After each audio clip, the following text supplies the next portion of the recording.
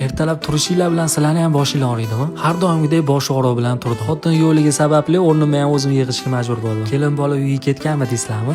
Qani edi uy ketgan bo'lganda. Tegiyo xotinni. Qizlar, turmush qurgandan keyin 3 ta eng katta foyda tarafini menga aytib beringlar. Agar aytgan 3 ta foydadan hachabi bittasi menga yoqsa, bu yil to'y qo'raman. O'zim po'r bo'lsam ham uyda hech nima tayyorlagim kelmaydi. Turganingda hamma narsa tayyor, kiyimlaring dazmollagan bo'lsa, yoqadi-yu. Shunaqa qilib, qorinni g'amini o'ylab, gummaxonimga bordim. Solnishni Erkin postidan 500 metrda joylashgan yangi ochilgan gummaxona filialiga kelsanglar, sizlarni shunaqa issiqini gummaxon kutib oladi.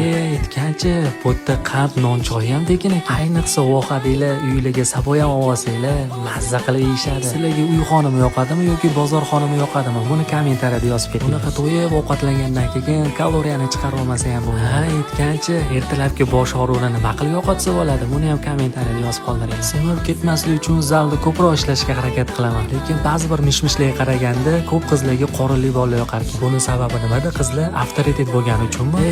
Mayli, shu bilan bir kunlik kunim ham tugadi. Hammaga xayr.